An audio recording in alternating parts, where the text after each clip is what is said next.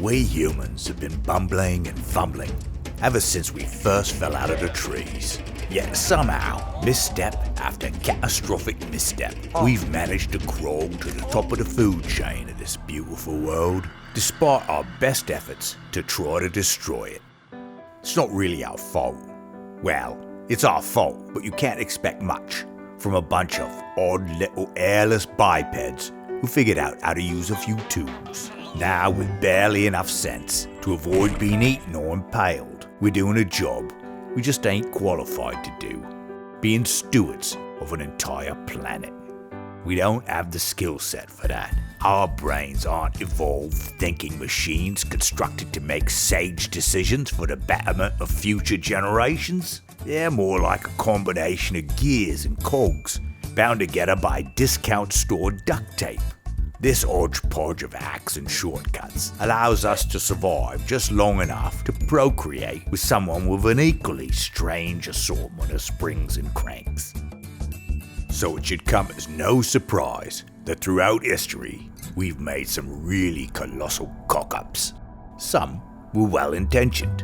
What could be the harm in letting a few bunnies go in Australia, or a few starlings in Central Park to honour Shakespeare? It turns out more than you could possibly imagine.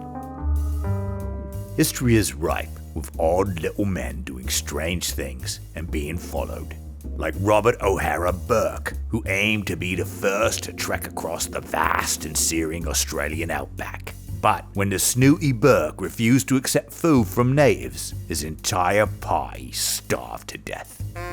We've made some strange leadership choices. The town of Picosa, Ecuador, even elected a can of foot powder as mayor. But let's not tiptoe around it. Fungus spray may be better than some of the humans we've put in charge. Like Mao Zedong, who had it out for sparrows. So he mobilized every man, woman and child to wage war against these winged little terrors. 1 billion birds later, and he declared victory. But without anything to eat them, insects had a field day. Literally, they devoured provinces of crops, leading to a famine that killed nearly 30 million people. Based on a best-selling book by acclaimed author Tom Phillips, we explore some of the strangest and most critical lapses in judgment we've made throughout history. We also examine the psychological reasons behind our foolishness and ask the question, where would civilization be if we'd made different choices? You'll find the answers in the docu-series, Humanity's Greatest Fuck-Ups.